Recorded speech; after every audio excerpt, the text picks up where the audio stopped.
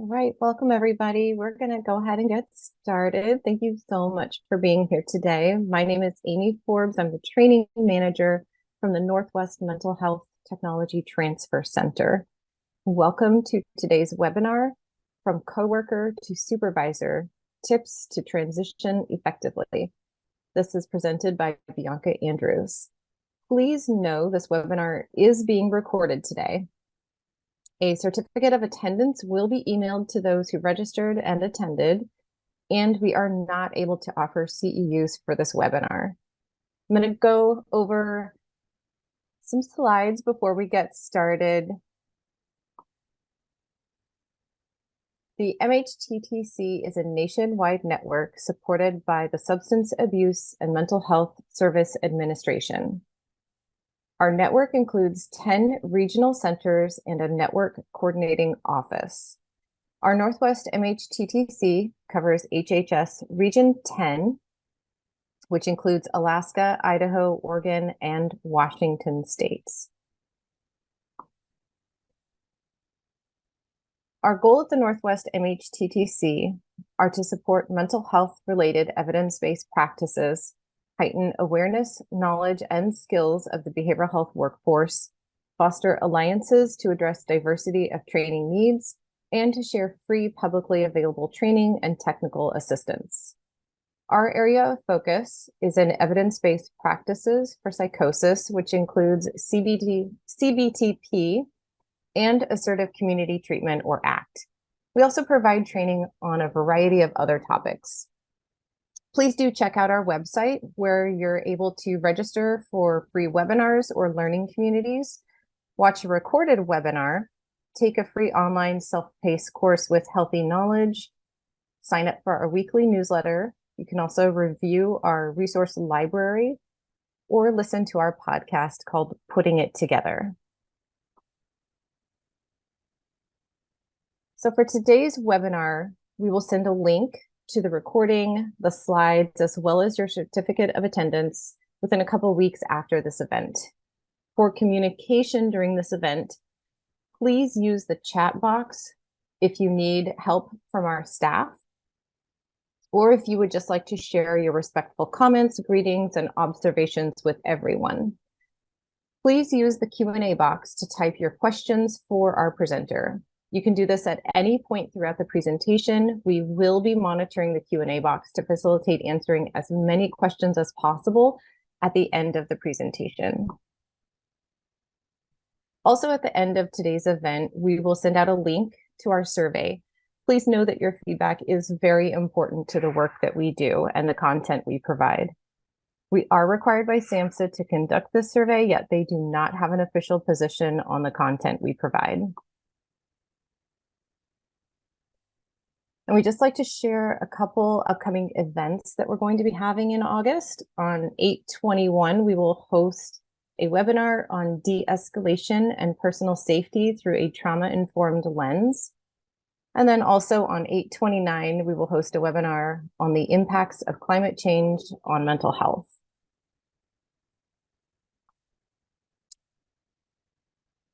And with that, I'm going to hand things over to our presenter. I'd like to welcome and introduce all of you to today's presenter, Bianca Andrews. Hi, good morning. Thank you, Amy. Everyone, I can't see everyone, but also maybe a good thing, right? Because then it helps me stay focused. I appreciate everyone for showing up today. Before we get started, I do want to acknowledge we have folks joining from all over. And I also want to acknowledge that I'm joining you from the original gathering land of the Squaxin Island tribe in what sometimes we refer to as Olympia, Washington. I do want to acknowledge that the Squaxin people have stewarded this land throughout many generations, even through the impact of settlement, displacement, the 1854 Treaty of Medicine Creek, and yet those expert fishermen, canoe builders, and basket weavers have continued to live in harmony with these lands and the waterways. I mentioned this just so that we can all acknowledge the past that is very much still felt in the present. And that is true for whatever lands you are showing up from today. With that acknowledgement, we should always be respectful and mindful as good stewards in the land and in the community. So welcome. And I guess with that, I should probably go ahead and share some slides, huh? Okay, I can share. We just practice this.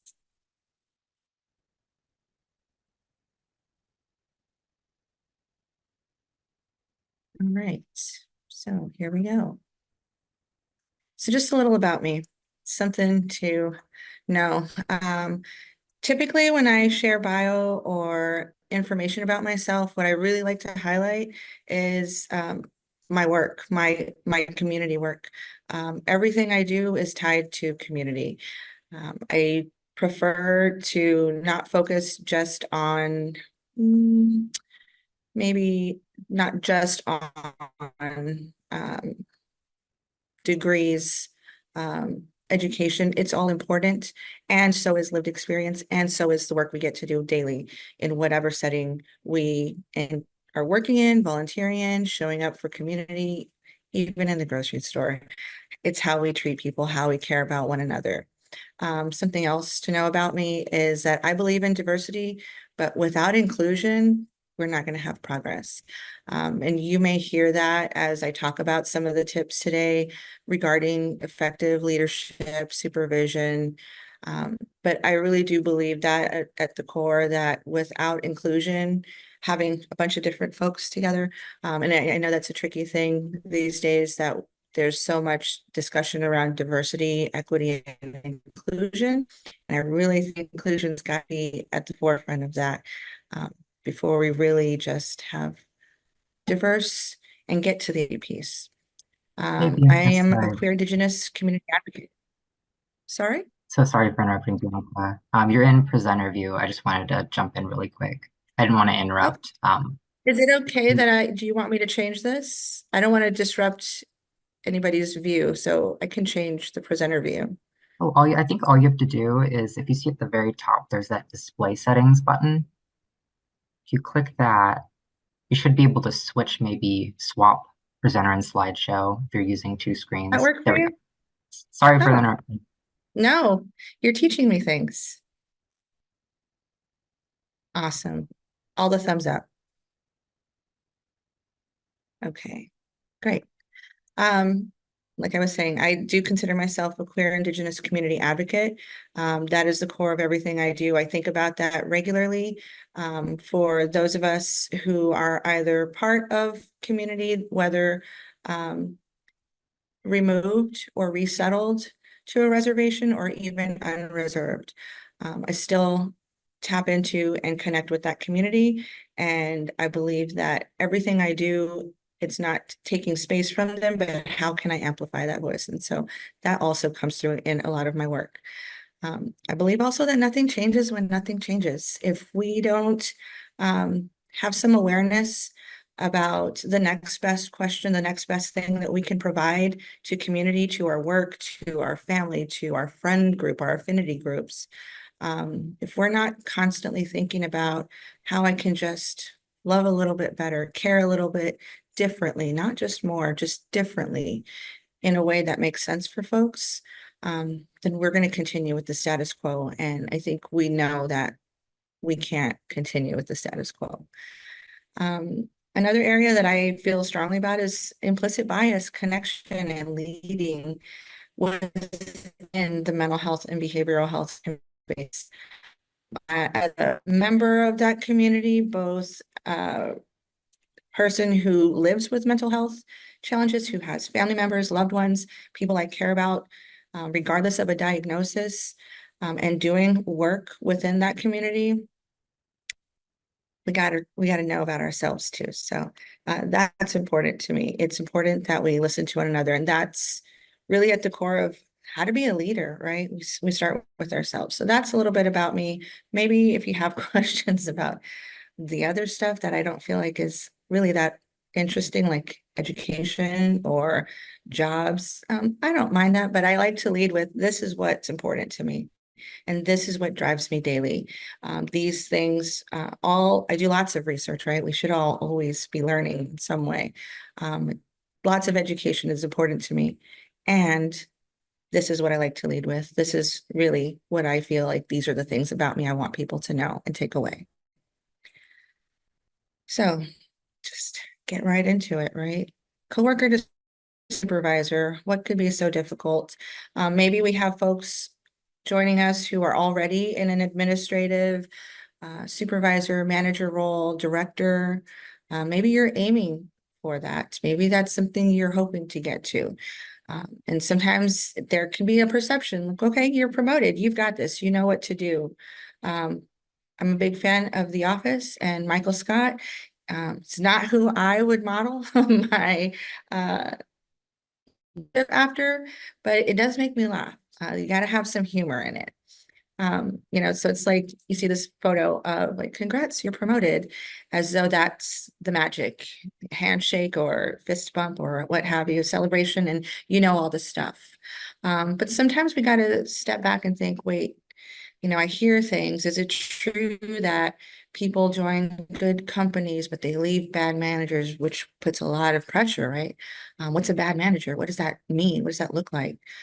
Also, depending on the organization you work for, or you're joining, or you're maybe aiming to provide supervision or management at a new organization, we have to consider that maybe my cultural views on leadership, on management, on what supervision looks like is different from what they're expecting. So how do I make those things connect? How do I bring that together? And can I? Sometimes we think, can I do that? Not every promotion or the move into that position comes with all the things to do. Sometimes we have to think about, why did I apply for this position? What was I hoping to gain from this? Obviously, there's probably a financial incentive. Hopefully, you're not just taking on more work without some additional financial incentive, not in this economy. But think about, what was my driving factor, right? Aside from that. Especially within community service work, and especially within behavioral health and mental health. This is not the get rich quick space, right?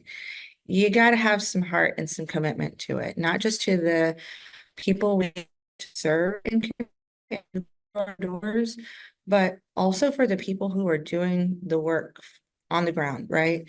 And maybe you've been that person, and maybe you've had some experiences that weren't so positive. Maybe that's your driving factor. I want to be something different. I want to provide something different.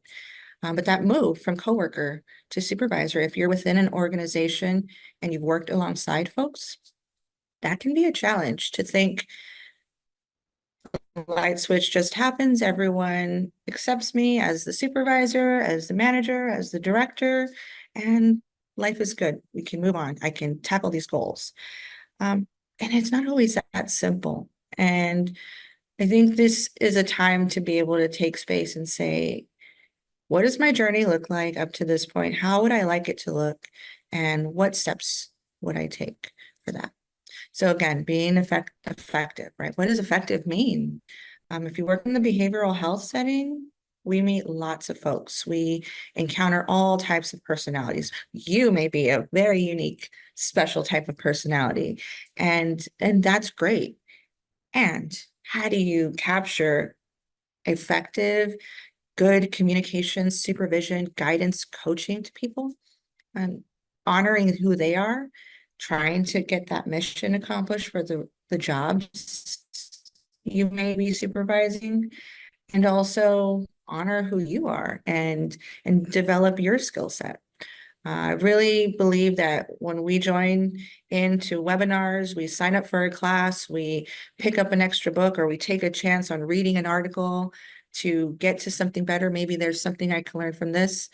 That initiative is already putting something in your tool belt, right? Like, you're already making the effort to become an effective supervisor.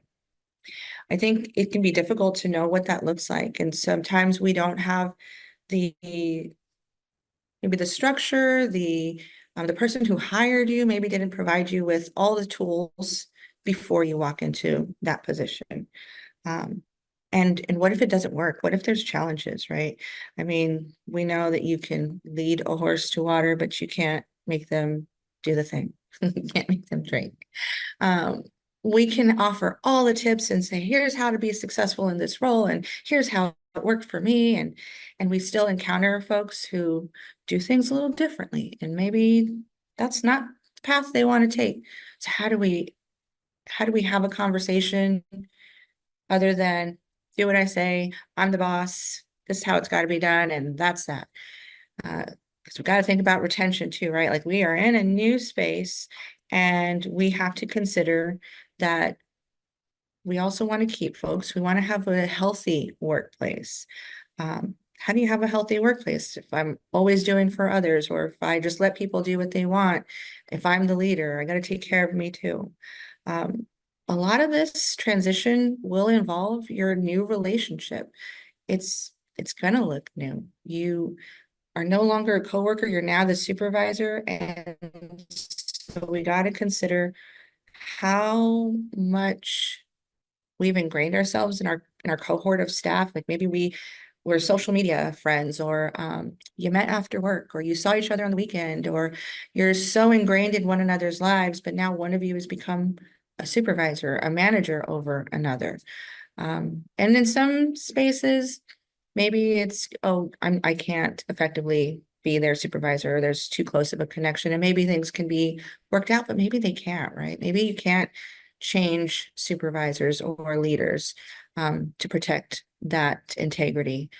And so having to think about, what does that mean for me? I'm moving into this space, and who do I have? What does that mean for my relationship with the coworkers I used to hang out with all the time, with the people who were my people at one point? It's not to say you can't still have that, but what does it mean? We got to start to think about that, right? Because sometimes those can impact leadership. Think about some coworkers I've had in the past where we shared recipes, and sometimes we'd bring in lunch, or we'd bring in a snack, and I'd bring extra sometimes just to hand off a bag. Here's a lunch bag. Don't forget your lunch. We're going out today. We're going to be all over the community. Make sure you eat. You know, we try to take care of one another. Then I had to think about that as a supervisor. If I'm not doing it for everyone, how could it be viewed, right? What feels like, oh, well, my intention, right? But think about the impact. And I think that's really important for us to consider as we move into these supervisor roles. Maybe we say, well, yeah, I had the best intention, but we really got to focus first on the impact it could have. And maybe you're able to provide to everyone. And that's great. Again, we may not be able to, right? Are we clear as we come into supervision on what the expectations are? Are we clear on the responsibilities that we're overseeing? If we're not clear about that role, we could just come in and think, oh, I'm just the person in charge. I get to just be the dictator, and I get to sit back and just do the things. And I don't believe anyone who showed up today really is that way. So I trust that each of you is here because you want to do something a little bit different, something that gets more engagement and more effectiveness, right, with your staff and in your position.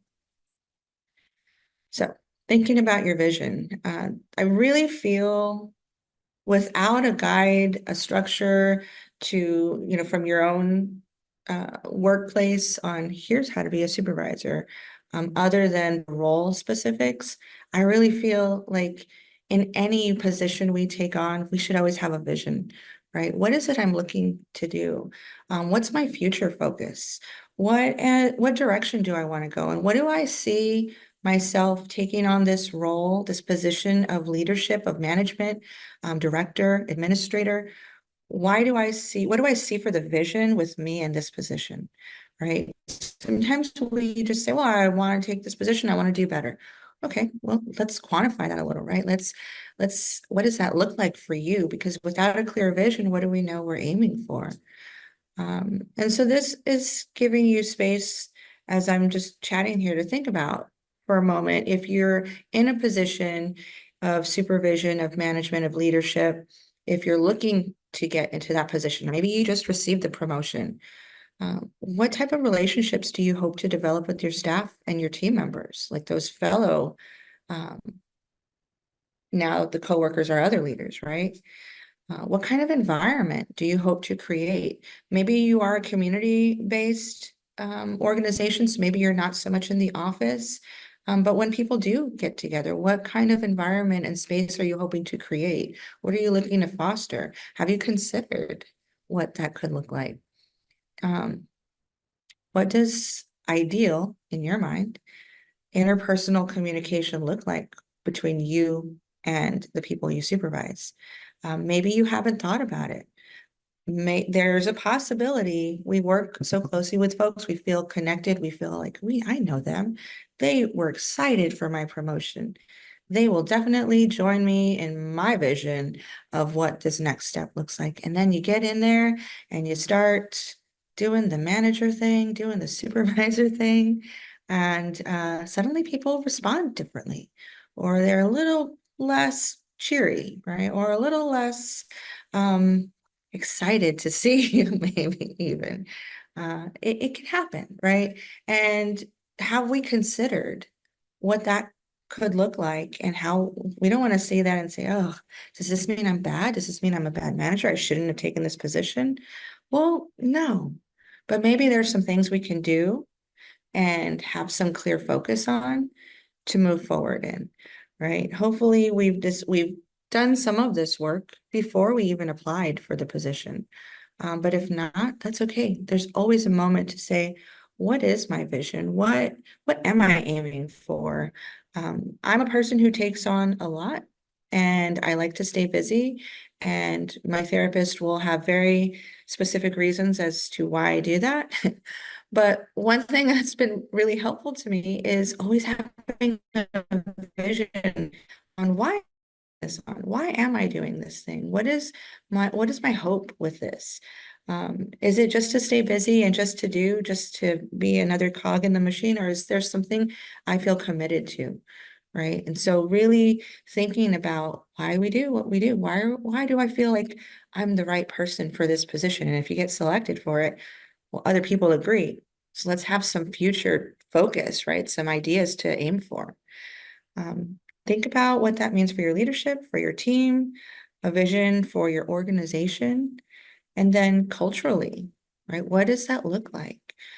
If things feel different, depending on the organization you work for, some folks work within nonprofits, within places that may be faith-based, and maybe how you practice your belief system is different, right? So then being clear on how would my type of leadership be received? How will it be viewed? Is this a fit for me? Does this make sense? Do I feel included and welcomed and affirmed in my style being effective, being appreciated in this setting? I think sometimes we can get in spaces and we have that appreciation and we get promoted, and sometimes we don't take the minute to just hold on. There's a lot to consider, right? All of who you are and how it comes together with a leadership position in the organization that you're in, and all the staff that you get to supervise. Communication is huge, right? There's all kinds of communication. No communication, that even says something. That tells us a lot with the nonverbal, the turn of the head, no eye contact, looking down, not showing up, right? Sometimes staff just don't show up. They cancel on us, right? Those are messages that we're getting. So if you haven't yet moved into a position and you're thinking of moving into this, or if you already have, maybe you have a plan. So if you don't, though, have you considered what those meetings with staff look like? Rather than just the check-in on how's it going, tell me if you need anything. I'm here if you need me, just a call away. All the things we want to throw out to people to convey, I'm here for you, right? But do we know if that's truly effective for the staff that we are communicating that to? Are we clear on our communication style and our staff's communication style? Each of the people you get to supervise, how do they like to receive feedback? How do I provide feedback? I can sometimes be well, okay, I take that back. I'm pretty much always direct. And I sometimes like to be goofy. And I also know multiple truths that some people do not receive that kind of communication and supervision well. So I have to pay attention to that, right? That's what I own, that I need to have that awareness about myself, about the staff member in front of me, about what's helpful to them, and how my communication style can impact their work. They're walking away without feeling clear. Like, I don't know if what she said was real or if that was a joke. Like, that felt a little too much goofy, or how I present in the workplace is very much, I don't play around. And some people do, and that's them. And I have to accept that that's who they are. What's your comfort with conflict resolution, conflict management? That's a big one, because I think as much as we want to try to offer and extend ourselves and be helpful and throw out all those positive phrases and try to boost morale, there's going to be some conflict that arises. And that may be as simple as, hey, you're trying to schedule a 9 a.m. on a Monday supervision. That doesn't work out with my kids' drop-off school schedule. So can we talk about this? It's just not going to work for me. Okay, they feel a little conflicted. That's okay. We can talk about that, right? Or we say, no, we're not going to talk about it. I don't know. Everyone has different ways of handling that. But are we clear on it, right? Do we know how we would handle if a staff member were to give a completely direct, I'm not going to do what you just said. That doesn't fly with me. That doesn't work for me. Do we know how we would handle that? Right. Again, I say a lot self-awareness, because that's where it starts. How do we want to create a space? Do we want to cause others to shut down? Do we shut down? Do we need space? Do I need to say, you know what, you've presented me with some information I need some time to think about, and I'd like to take a pause to kind of reflect on that, take in that information, and let's check in at this time and get back to discussion, right? Is that possible? Is that something you may need because of how you receive that feedback of someone saying, nope, not going to do it? Make me, right? I hope you don't have too many of those people to work with, because that's a regular challenge, right? On self and like composure, and what is my goal today? To do our best work for who? For the people in the community, right? Especially mental health, behavioral health, whatever work you're doing, it's for some potentially greater good, for community. But even in a financial setting, right? You want to have a healthy workspace where people feel welcome to explore their creativity, their ideas, to feel open to the work that they need to get completed. Maybe there's big deadlines and projects, and you want to be able to have space for people to say, here's what's not working for me. Let's strategize on the next best option, question. Let's just come together and brainstorm, rather than there's conflict and I'm dealing with personality issues, is sometimes how we may hear it referred to. Sometimes that can get in the way of productivity. And so thinking about how we can help manage some of that, because unfortunately there are going to be things that we have to manage, the things that maybe don't rise to the level of needing HR or legal to get involved, right? There's stuff that as managers, supervisors, and leaders, we're going to have to manage with our staff and figure out a way to work through it. We may have all the answers and give it all we've got and feel like I've laid it out. There's no question on what I'm providing to you. And they still may say, doesn't work for me. And what do we do with that, right? Sometimes we got to prepare ourselves for those moments. And okay, what can I do for myself to prepare for that kind of feedback? And you may have some other items that are part of your organization, your agency's process of like, oh, well, if that happens, there's a whole process for that, right? By all means, you're going to have that. But what can we do before we just get to that, right? How do we keep folks engaged? And I trust that you're doing good work, and there are these other areas we need to grow in. So the common sense thing, I've heard this a lot over the years. Feels pretty simple. Do what I did. Just do what everyone else is doing. How hard can it be? I did the work. I'm now a supervisor. I'm now a manager. I'm now the director. Just do what I did. It's common sense. See how successful it was. And all may be true for you. And it's just not that simple, right? We all come from different spaces, different places, different points of view, different ideas culturally about what is even common sense. It's not all that common. Our ideas of understanding the environment, the workplace, understanding how leaders should look, could look, like that's all of these are not common across the board. Even mental health, behavioral health, right?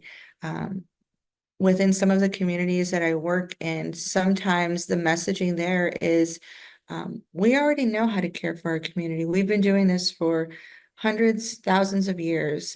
We exist for one another. Collectively, we are each other's medicine. And so this talk around mental health and behavioral health feels a little bit like separate. So what if you had someone coming into your space to work, and that's who you get to supervise, who that's their family of origins belief system, but they're coming to work in a different environment? How do we capture all of that and give honor to it, and also demonstrate, here's what our organization does, and here's what we're going to need from employees. Also bringing in that worldview, right? How do we combine those and bring them together? Even thinking about promotion, I have to take it back to the hiring process, right? We think about, how did you consider being promoted? How did you feel? Like, was it an automatic, oh, there's a position open, I feel ready to step into that role, I'm going to apply? Some people, I'll take some ownership. Some people, myself included, at times in the past have felt like, wow, there's a leadership position. Internally, I feel so ready, but outwardly, I'm feeling a little bit like maybe I'm not like the others.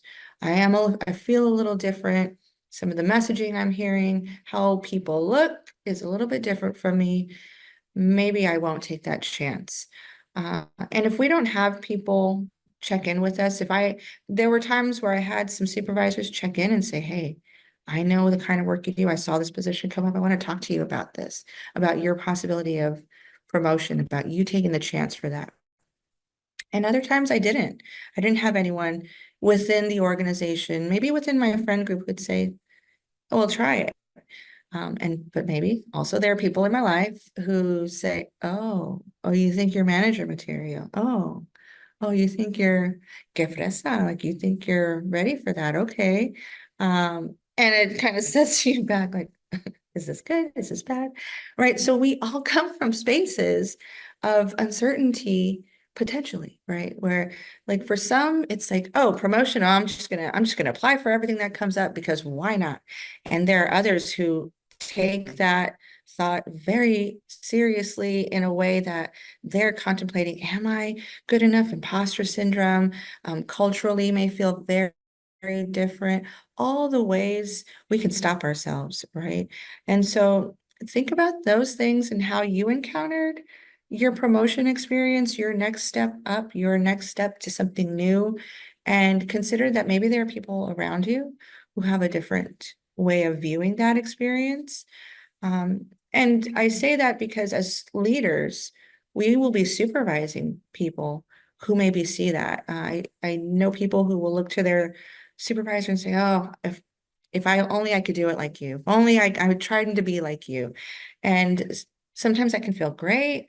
If we don't say, well, I appreciate that. What are the things that you see me doing that you want to model? Let's practice that, because I also want to help you see there's power in what you bring, right? So we want to be able to also give that to people as supervisors, managers, leaders.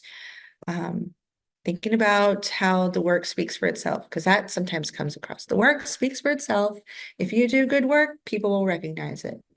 And the reality is that isn't always how it is, right? Sometimes we can be in a space where it's like we happen to be at the forefront of change and we are a great fit and we were the first one there and we're building from the ground up and that's how it started. And there's nothing wrong with it, but we have to also acknowledge that it's not that way for everyone, right? There will be people that are working very hard, very intensely, trying to work on themselves, doing all the readings, all the schooling, and still it doesn't work out, right? So we have to leave space that sometimes even with all of the effort, the promotion may not come. It doesn't mean there isn't a way to support staff in being leaders without a title. It's just to say that we have to be cautious how we speak around, well, do good work, you will be noticed and get promoted, when that may not be true. I know many organizations who strive to keep folks employed within their agency, and they will work very hard. If it's not working or it's coming to its natural, maybe transition point in their role, they will work very hard. Help me understand what more you'd like to give, and maybe we can figure out a way to keep you with us and providing something new, right? A new position. And that's possible. But if we don't ever think about that, if we don't ever throw that out there to folks, they think, well, it's either promotion or nothing. And even the idea of the work speaks for itself. In some cultures, that's not a place that people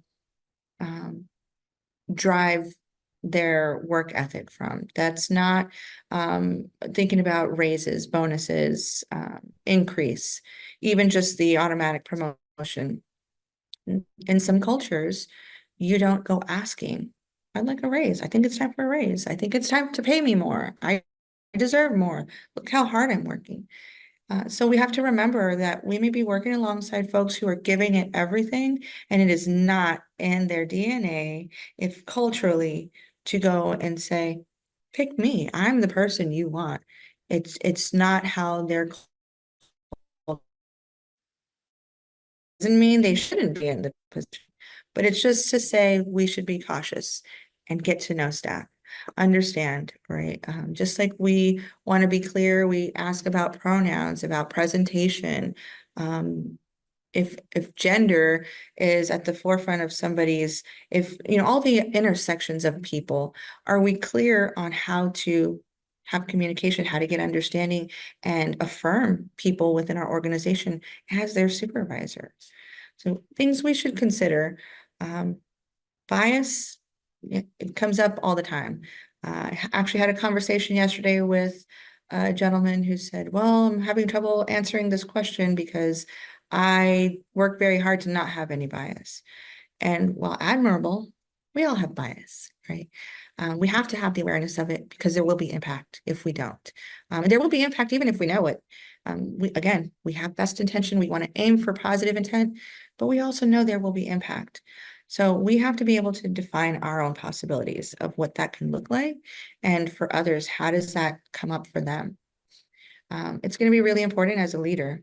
And I use that term separately from supervisor and manager or director, administrator, because leadership can be expressed by lots of people without the title.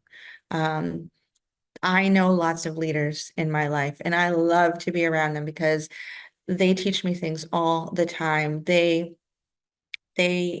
make me feel like there's possibility, and which then, hopefully if I'm in the room with folks, they're getting the sense of that. Like, that's what I want to give to others, right? But when I'm in the room with leaders, I know it, I can feel it.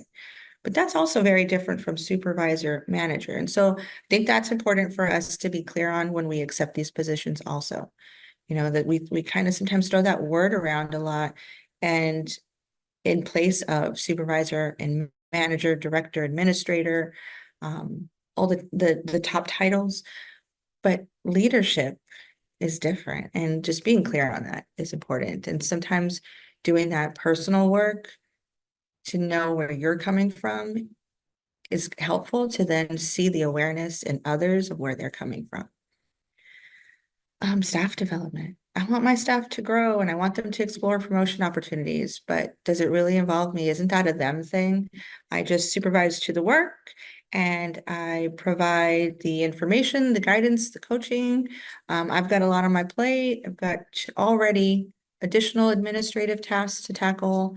I'm hiring people, I'm onboarding, the practice implementation. Maybe you're a clinician, you're still carrying some cases, you're still working with staff, you're still a therapist in the field. Maybe you have a private practice separately, right? There's lots that we contend with sometimes, even in a manager, supervisor, administrative role.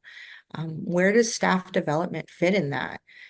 Sometimes, again, without that plan, that manual that says, here are all the things, the 10,025 things to know about being a manager, supervisor that you will ever have to know. We didn't all get that. And I don't know anyone that does.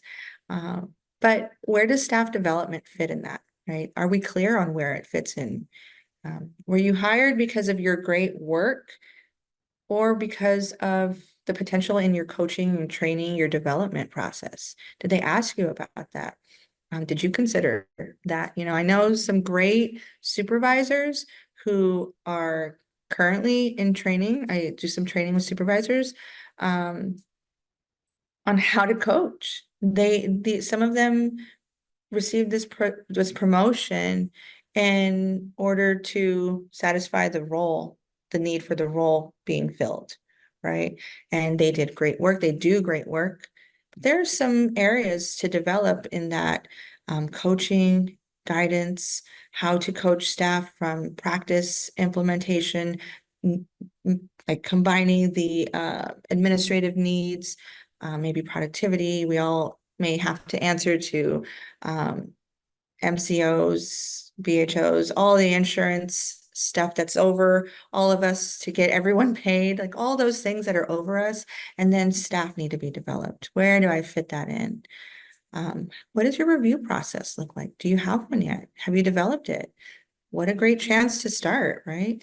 Start that supervision and review process. How regularly are you expected to provide supervision? Is that in alignment with your staff needs? In some places, it's like, oh, we provide supervision monthly, weekly. Others, it's quarterly. Well, imagine, is that time in supervision meeting the needs the time that you're not with staff? Do they have an idea of what they're aiming for? Does their goal, are we clear on what they're aiming for in between each supervision? Is there a process if you need more supervision, right? How do you incorporate all of these into your practice of supervising folks currently? That's important to think about, because if you don't have a process, if it's kind of like they just come to me when things are bad, well, that says a lot, right? Because then you're also seen as, oh, supervisors in the room, somebody must have done something wrong. Somebody must have said something, or is it me?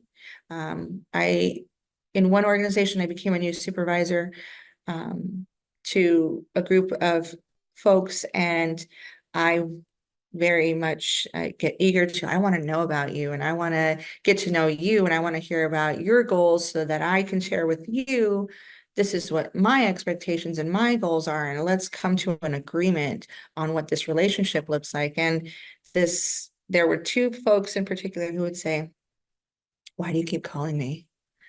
Why are you harassing me? And I said, harassment? No. I called you twice this week because I'd like to schedule a supervision appointment. And they said, I've never had that. And I said, never? In like X amount of years? And they said, no, only when I needed something. So did I do something? I thought, wow. I said, no, but I would really like to have a conversation, because I'd really like us to establish something different between supervisor and staff member. I want us to have something different than what you're describing to me. But it took me back, because as somebody in the work similar to that person, I loved having a relationship with my supervisor. I needed that. Like, I needed those check-ins. I needed them to say, here are some areas of growth. I would ask for that all the time, but that's just me. And it was a good insight into, oh, this person thinks they're in trouble because I'm trying to get a hold of them, or that I'm harassing them. And I thought, I'm your supervisor. What an interesting way to view things. But we have staff who do view it that way. That's been their history. And so I think that's where it is really important to understand, what has it looked like for them prior to you stepping into this role? Even if it looks similar, they may still have some feelings about it, right? But having that with staff on their expectations of leadership, expectations of you, and even asking, what are your goals? Some people have not been asked that question in supervision, and so they're like, I'm just doing the work, just putting my head down, doing the work, showing up when I'm supposed to, and that's that. And okay, but again, go back to your vision of your organizational goals that you have for yourself in your position, and think, is that connecting? Right. And again, in community mental health, behavioral health spaces, I especially think it's important we check in with staff who maybe have those ideas around, I just show up, I do what I need to, and I get out of here.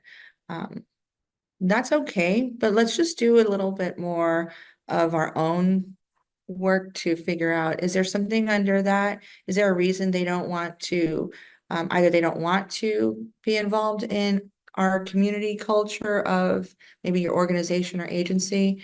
Or are there things that are getting in the way? Maybe they've had a bad experience that they just don't want to, again, going back to people who culturally, it's like, I don't want to make waves. I don't say anything. I grew up in a family where you keep things very quiet and you don't let people know that there's a problem. You just figure it out, or you just stay quiet, or you just find somebody who seems to be getting good praise and just do what they're doing, or who's not being noticed and do what they're doing. And so we have to think about that. We don't want to just say, well, they're quiet, that must mean things are good, and I'll just focus on the ones who are making a little bit more noise elsewhere. We've got to be clear that we tackle this conversation and agreement and understanding for all staff, regardless of how they present themselves in the workplace.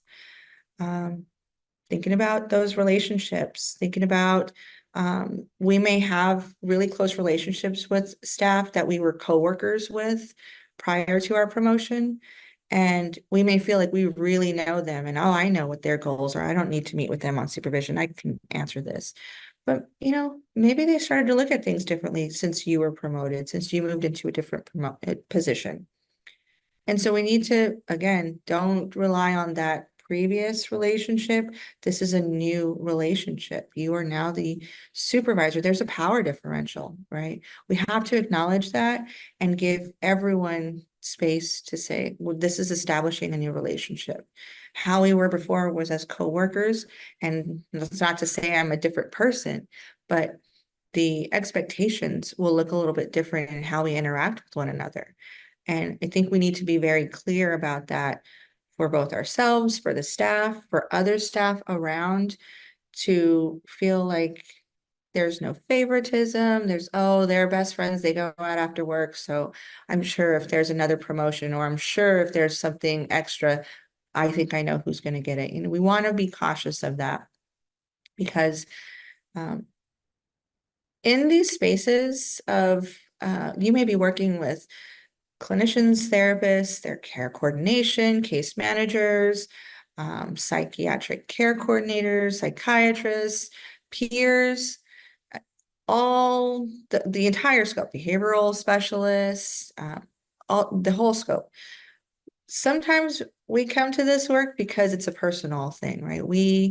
Something personally is driving us to be in this work. And so when we feel we're not being given equal opportunity at times, it can feel very personally attacking. Like, oh, is it something about me?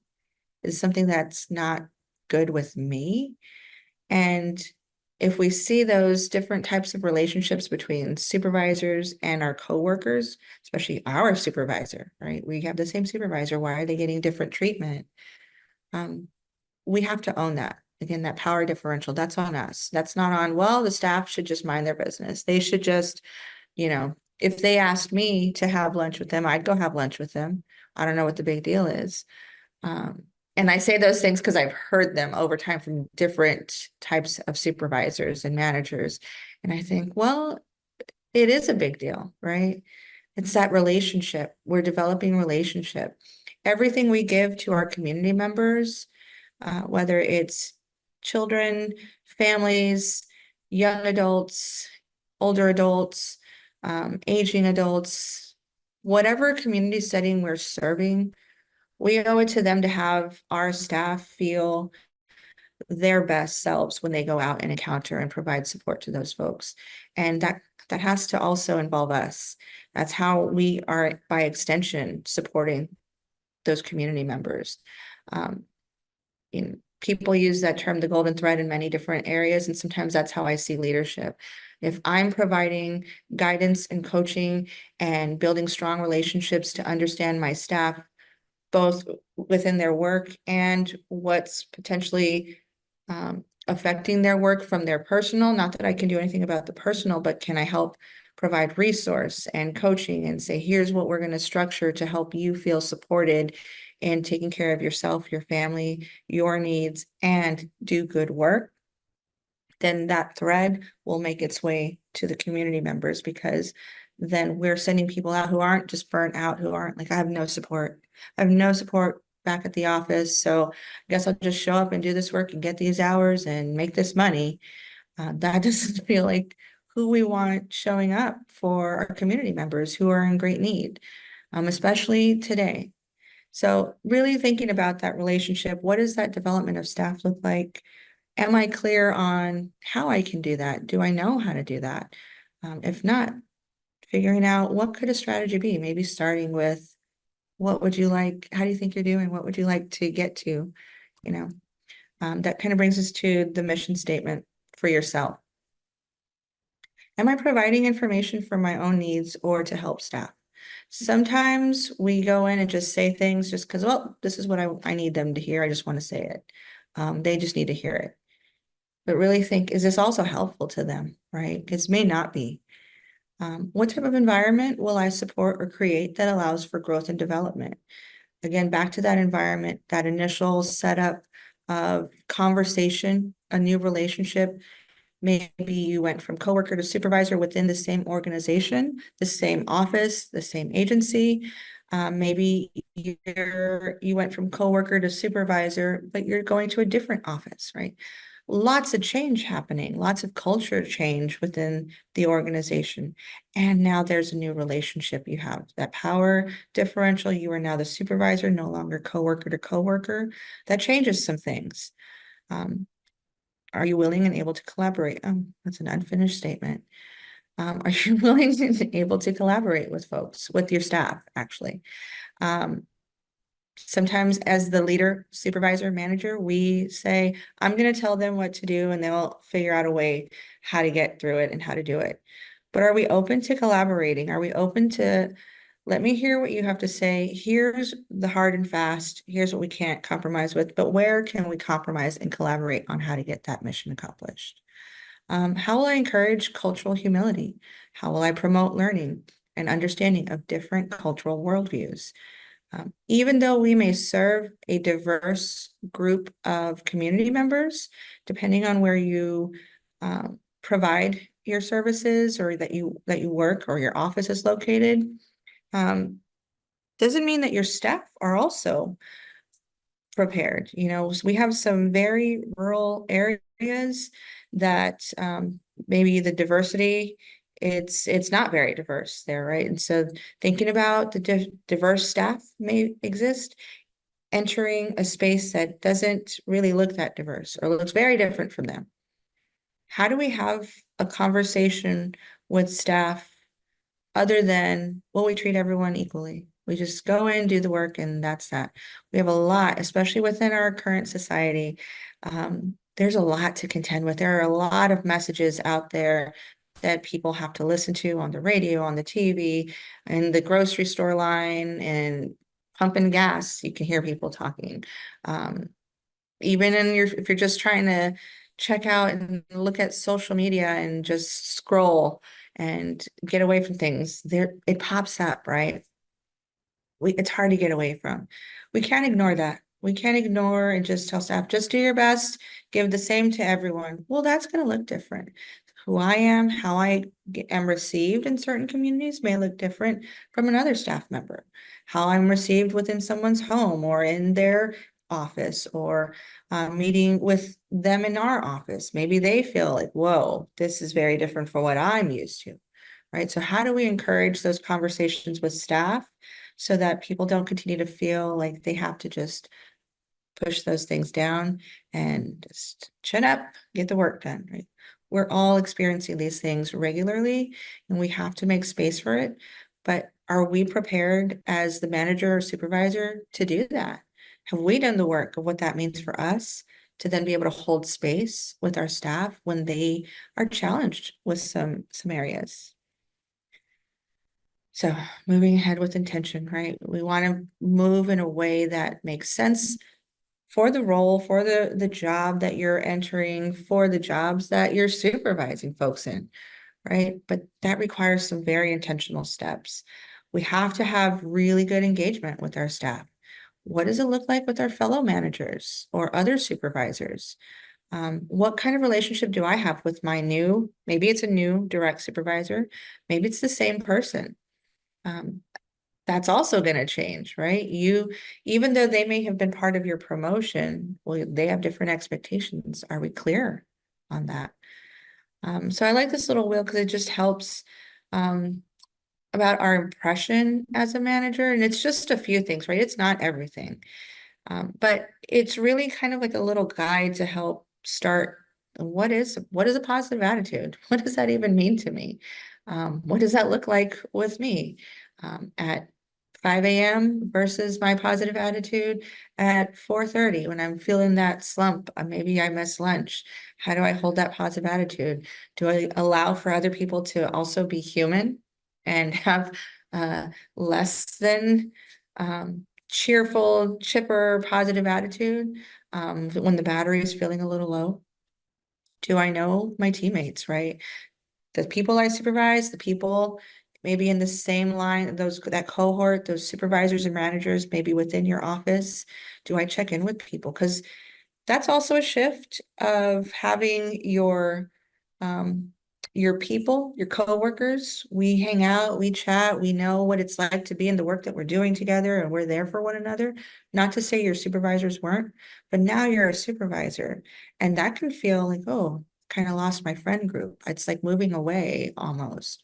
I got to make sure I know who my people are at this level, like the stuff that maybe we don't share, because I know organizationally, there are things that we don't share to staff. It's like, what I need you to know, here's the decisions that are coming down that we're making, and we need you to support it and share it with staff, but don't tell them all of this extra, right? Sometimes we have to hold that stuff, and it's nice to have people to say, ooh, I need to work out how I'm going to message that really hard statement to staff without saying, it's not me, it's upper management, right? Because we can't do that either. It's not good practice. So sometimes you need those folks with you. And do we know who that is? Do we feel like we can build those new relationships? Expectations, behavioral expectations. Are we clear on those things? Do we know what we're looking for? Are we clear on what others are looking for, right? The learning mode, that's a big one. Getting to a position, even if it's the top position at your agency or organization, do people feel like you're still in a position to continue learning? Do they still feel like you're open to hearing new ideas, to exploring other suggestions, or even from the newest employee who just started 2 days ago? Are you open to still hearing their suggestion, even if it's something like, oh yeah, I heard that from another new employee a year ago, right? But are you open to hearing folks and being present to what they bring to the table? Because I think that's important for people to see. Getting feedback, answering questions. How do we respond to folks? Do we have a plan on what that communication looks like? I've talked a lot about staff and our coworkers and supervisors and the people we work alongside, but it's, again, going back to you. Who do you go to for guidance, right? Who do you have for counsel when things are challenging for you? Maybe it's the position you wanted and you were really excited, and now you're in it and it's like there's some stuff I didn't consider. And there are some areas that I need some support around, whether it's navigating or I don't have the answer, or I don't know if I can go to anyone with this. Because we also still are at risk of imposter syndrome in these positions, right? Of feeling like, whoa, I really thought I knew what it would be like to be here, and I've arrived, and I feel very unsure of my next step, right? So who do you have? Do you have someone? We got to make sure we have folks who help keep us grounded, that we know how to ask for what we need. Hopefully, I'm going to send out lots of hope that you are in places and organizations where it is encouraged that even as supervisors, managers, and leaders, that you are encouraged to say, I need a little help. I'm not quite sure how to handle this particular situation, or this one's really challenging. Please make some space and time for me to sit with you, or who can I go to? Or is there some additional training I can take? Because I think we sometimes assume you're a leader, you're going to go do the work and you will figure it out and you will let me know when you need it. But then there's kind of this unwritten message, maybe depending on the person, that they just kind of expect you to figure it out. And maybe you have been a person that just figures it out. I definitely can relate to that. Very early on in my work career, that's how I tackle things. I thought, pretend to be competent, do the task, be good, don't create problems, be open to learning, but also, if you don't know the answer, go everywhere else but to your supervisor. Go everywhere else to find the answer, and not look dumb. I don't know what I was thinking now that I look back at it, but it was like that imposter, like they'll know that I don't belong here. They'll know that it was a mistake. They'll say, why did we choose her for this position? We all kind of face that at times, and we need to know and trust that our direct supervisor, that the people above us, believe that it's okay for us to still grow, to still learn, and make space for it, figure out what that looks like. So we got to know who we have to go to for that, and trust that that's okay. I've met many new clinicians and therapists in the field who will look to someone who has been at a particular organization for 15 years plus, and they have just a lot of nervous energy, and they just would say, I'm never going to be that person. I'm never going to be there. And I said, no one's asking you to be that person today. No one's even asking you to be that person in 15 years. Feel confident in who you are. And what do you feel like you need to know? What do you feel like you don't know? And it really was stemming from a lot of not feeling like they could say, I don't know something. Being either fresh out of grad school, or even just a couple years out of grad school or first job, and seeing others, and rather than seeing potential people to go to for advice, for tips, for suggestions, or, hey, I saw you do this thing. How did that work? How did you learn to do that? Where could I? All of those things, instead of that potential, took it all in as, I will never be that, and I can't let anyone know that I don't know everything. And I thought, gosh, what a waste of time, feeling so terrible when there's so much potential. But did we create space? Did that supervisor of that person create space or leave room for them to say, okay, I'm feeling a little out of my comfort. I'm feeling like maybe I thought I got it, but I don't. Now I'm in it. I mean, we've all studied for something and said, oh, I know how to do this thing. Then you get thrown into the thing and you're like, I don't remember anything except my name today. And it happens, right? We get nervous. And so as leaders, it's really important to set the stage for them, to create space that we want you to do your best work and to be your best self. And we know that requires some learning and growth, and I get to support you in that. I just want to pause for a moment with this. I do a lot of self-reflection, meditation. I go to my elders to sometimes help me quiet a lot of the noise. And I just found this really, I do part of my daily meditation. This particular one stuck to me when thinking about leadership. And it's kind of funny that I'm speaking and it starts with silence. But I just wanted to share this as a little nugget of thinking about how we move in the world as a manager, as a supervisor, and as a leader. And so silence is a gift of wisdom often used by those who have learned that listening is more powerful than speaking. And I just love thinking about that and reflecting that we can have a great plan and we can put lots of information out to people because we care. And sometimes what it comes down to is making space to listen, right? What's important to you? What's important to this work? How can I help you get there?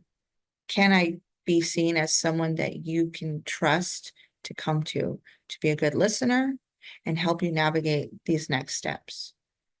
And this one speaks to me a lot for this particular topic because we can sometimes take these positions like, I've got a lot to share with people. I've got so much information I want to get out there. And that's great. And how powerful it is to feel that you've created space to just be heard, right? We know that, especially in the community, mental health, behavioral health fields. And if we are working in those fields, how powerful for the folks we get to support who are doing the work, right? And so that's what I wanted to share regarding that. It's just, we get to learn a lot. I just love learning from listening louder to people. My last slide is just additional further reading. Some of those websites or the articles really just are, I just like to read about things, not things that I necessarily agree 100% with, but it's, again, different insight, different understanding. Sometimes it's presenting an idea that makes me sit back and think, what does this really look like in practice, in truth, in this space, in the work that I'm doing, or in the work that this other person's doing in a different organization? And so I like the idea of always challenging. A couple of the other books, it's really around leadership, good stewardship, right? Like being good stewards of the work, especially if we work in community mental health. Being good stewards means from the person who's meeting you, whether on the street, in your home, in the hospital, or in the office, to everyone up to the director or whoever is at the top of your leadership chain. And I did include my meditation book because I just really appreciate those. Sometimes they make me think. Okay, make me stop and think. So it's helpful. I found it helpful in my supervisor, manager, and leadership journey to take moments to step back and say, what's really important? What do I need to think about? Is there something getting in the way of relationship with a staff member that I need to look internally before I make my next move or conversation or engage in supervision with them, right? And so I just think that that's really important as part of our practice of supervision and leadership. It's not attached on this PowerPoint, but there is a tip sheet that kind of condenses a lot of these. And a lot of it is questions, because I think it's, who would I be to say, here's what you need to do. 1, 2, 3, 4, 5, 6, 7, 8, 9, 10. And there you go. That's effective. It's really a lot of this internal process, right? And you get to decide how that makes sense and what your vision looks like, knowing you have all the information for the organization that you work at, that you provide the supervision and manager support to. So some of this may make sense, and it has to be partnered with the reality of the workplace that you are in. And so I just wanted to acknowledge that. I'm gonna go ahead and stop sharing.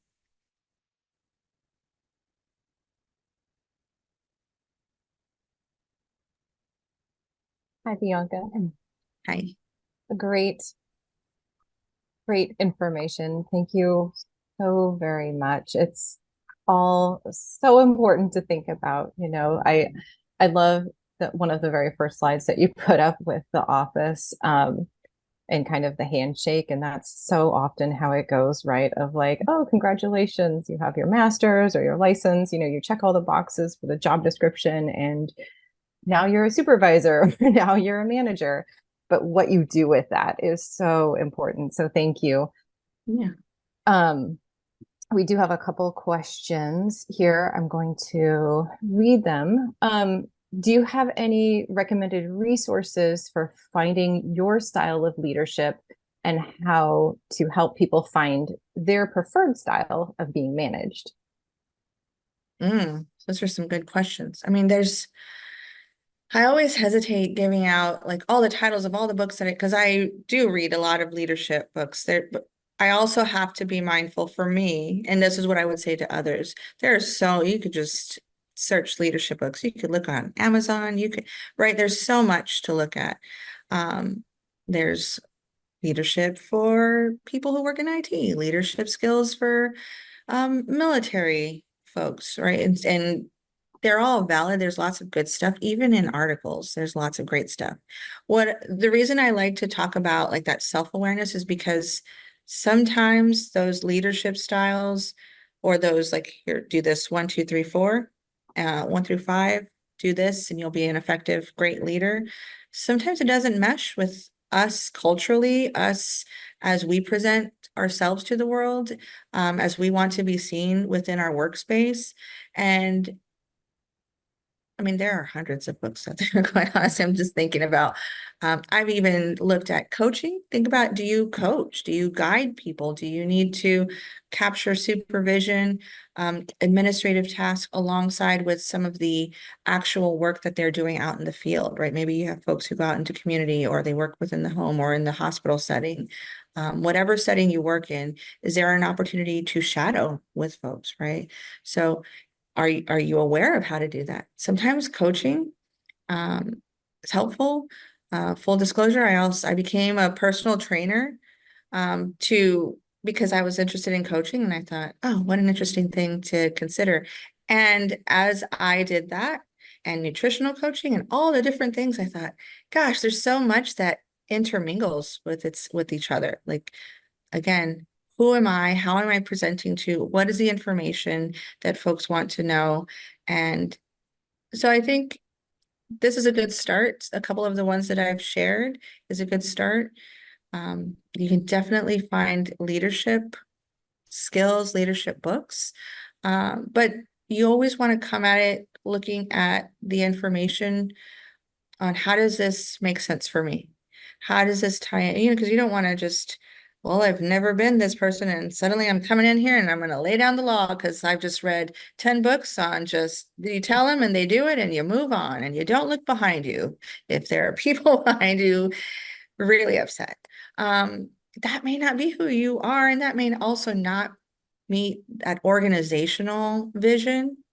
And so it's really important to figure out that piece.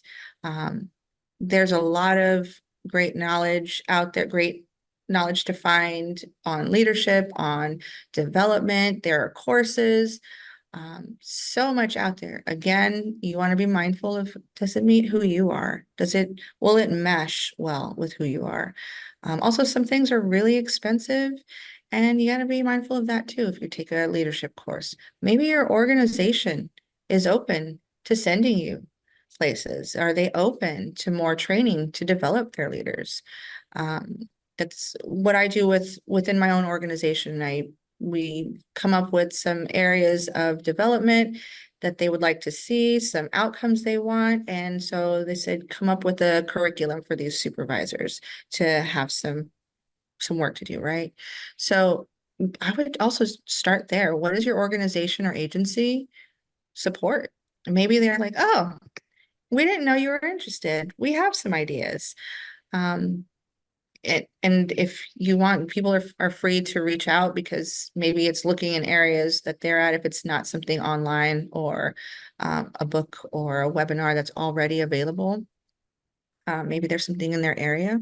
Always open to supporting staff or folks in finding those resources. The piece around helping staff figure out, some of the areas that I usually put together. I try all the things, right? Everyone does Myers-Briggs. We do some VARC to understand, are you a kinesthetic? Are you a visual learner? What type of learning do you like to do? Because that also gives us some idea of how people take in the information we provide them. Maybe I send a lot of emails and I have staff who are like, ugh, I don't even look at my emails. That's not how my brain takes in the information. Oh, okay. So I got to do it a different way. And so it's helpful to know their learning style. And I think even sharing with them, here's some things I'm reading on leadership, on developing leadership skills. It's okay to share that with staff. It's not a competition, right? We can all learn together, because the more we all are on that page of learning and developing, we may also be able to spot the good stuff in each other. Maybe your staff is like, hey, I'm noticing some difference in what you're doing. And it's something I read about. I can totally see how you're doing it. Like, that feels good too. And so no, I'm not providing lots of names or resources because there's so much out there, but it's also really important. You got to make sure it makes sense for you. It's in alignment with who you are culturally. Yeah, there's a lot of information out there, and it does require work to figure out, how does this make sense for me? Who was this information made for? Who were the studies done for? Who are the participants? Seeing, 89% of people who do this found that their leadership is excellent, whatever it is. And it's like, oh, the people who participate in that were all like older white men. And it's like, well, I'm not an older white man, so I don't know that this strategy is for me, but let me think about it, right? So again, really important things to consider. Who's the material coming from? Who's it for? Really take it in. Are there nuggets you can pull out that make sense for you? Thank you so much. I'm listening and reading the questions here, kind of seeing a theme. And something that I was going to bring up is, good information is just being aware when you're a peer, then put into, I'm going to say leadership role, or, to encompass all of management or supervision. Just knowing that you're going to know people different, you're going to know the agency different. Things, were kept from you, and suddenly now you're aware of things, you're aware of conflicts, you're aware of, policies, procedures, and having to adhere to those. So some of the questions are just kind of giving examples. So this one is, while this person was a peer, not in a supervisor or leadership position, you knew of conflicts people had with other supervisors. And now that you're a supervisor, those same staff are coming to you with the complaints about that supervisor. How do you address that? Does that make sense? Yeah, no, I didn't really understand that. And that's, again, that relationship piece, right? We've had this coworker relationship, peer to peer, it sounds like. And so we are aware of some challenges other folks may have had. And we know that I don't know what the policy or procedure is within that organization to say, here's how you share grievances or complaints or challenges with leadership supervision. And so then it's like, oh, we have an in. We've got somebody from our team who's in that position now, and they can get it all figured out for us. Or now it'll be heard from a supervisor voice and have them do it. Yeah, that's tough, because number one, we're kind of using that relationship capital, right? We're using our social capital with our person who's now a supervisor to say, we're going to feed you all the stuff and we expect you to do the work and get it handled for us. right? What a tough thing, because depending on who the person is in the supervision position, they're grappling with all of the things we've talked about. Like, what does it mean to be me in this position, in this space? Added layer of fear is, we know peers with lived experience, we have been on the other side, right? We have experienced things on one side, and now we're in the agency. So you know what it feels like to be othered. You know what it feels like to be the issue, the problem, the person needing support, services, medication, whatever it is.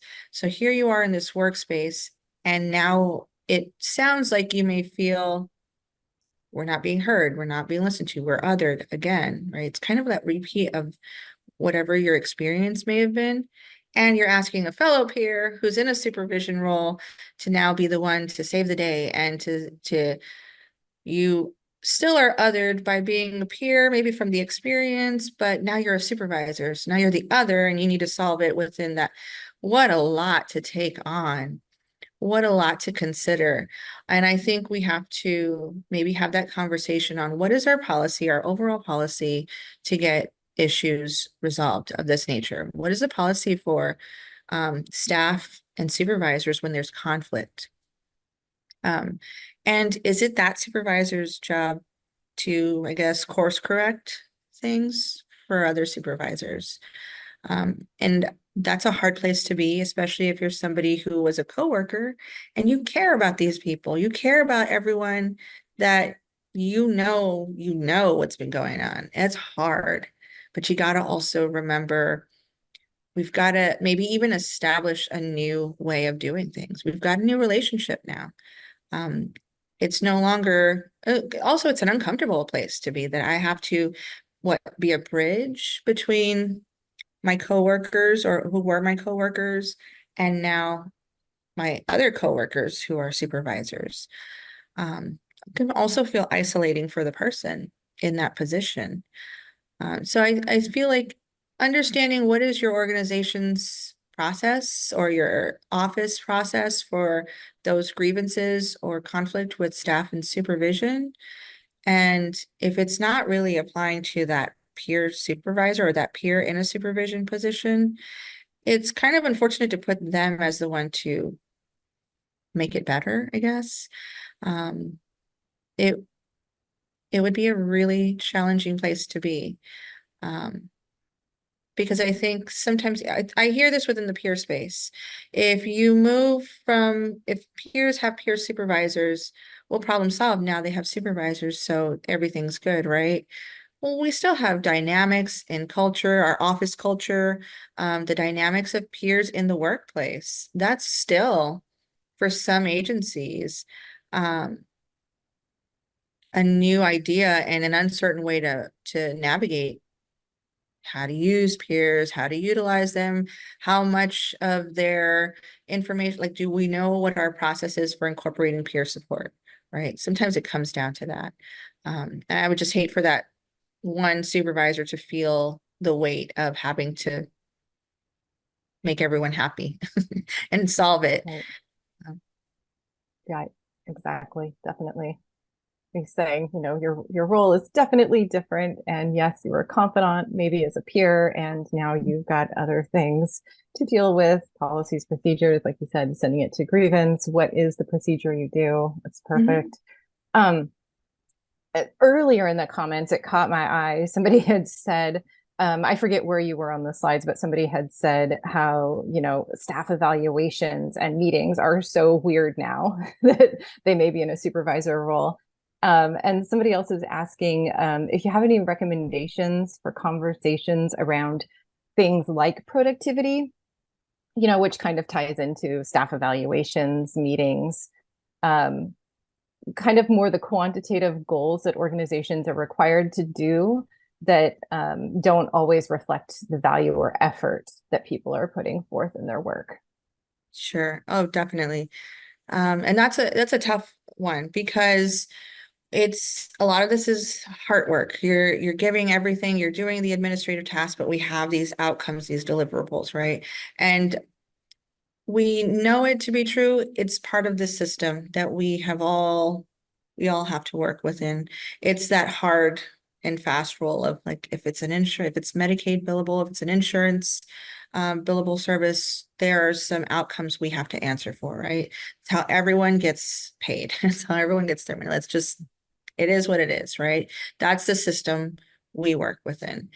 And so on some level, it's just acknowledging that's what we work within. What is our agency expectation? So if there's an expectation per staff and I'm supervising that person, what I try to focus on is less about the work or the caseload or the number, and what does your time spent with folks look like? How does your work time spent with folks look like? If it's in community, if it's in their home, if it's in an office setting, how are you managing that time with folks? Does that work have intention behind it? Do you feel good about what you're doing? Are you clear on what you're doing? The other piece to that is organization. Depending on your structure of your work schedule. If you work outside of an 8 hours set day schedule, and maybe you have a flexible or an unstructured schedule, is the staff member clear on how that should look or how that could look? Is this somebody who maybe has never worked in that type of flexibility? So they don't know. Maybe they just haven't developed that skill set. No one sat down with them to say, let's look at making a schedule together of what this could look like with your current folks that you're supporting, that you're offering services to. You know, that's one area to look at. What are the expectations of each person? What is their structure to getting the work done look like? Do they need more guidance in organization? Is this an organizational thing, like skill set?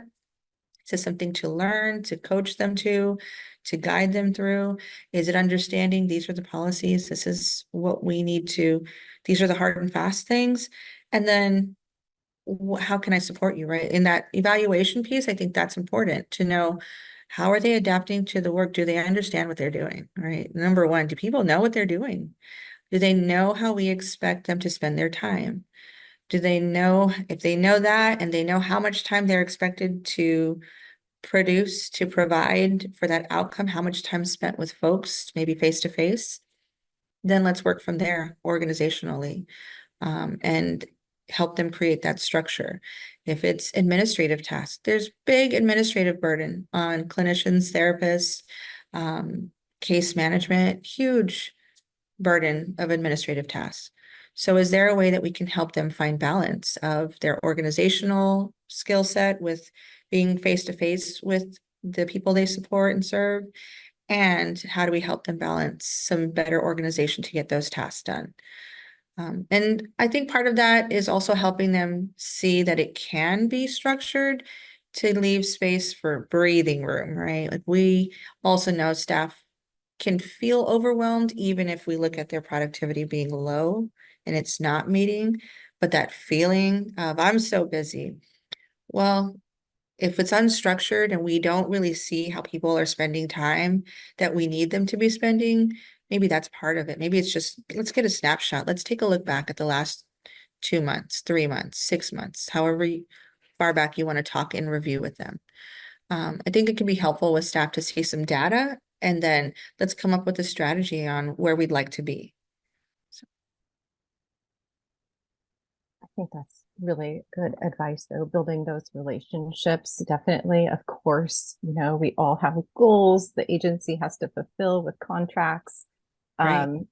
But you know, it's the relationship that you build with people, and then you can roll in the things that you have to do.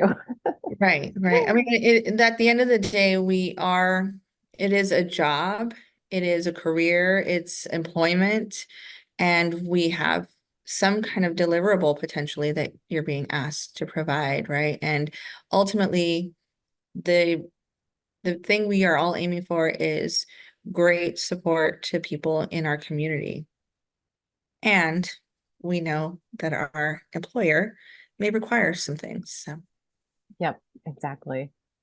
Well, I thank you very much. We did have some questions left. I'm sorry we are unable to get to them. I hope that the content of the presentation might answer some of your questions when you go back and listen to the recording or, read through the slides. Thank everybody so much for being here. I'm going to share my screen really quick, put up our QR code for our evaluation. Please do fill it out. We definitely appreciate it. And Bianca, thank you so much for being here. Yeah, thank you. I appreciate the time.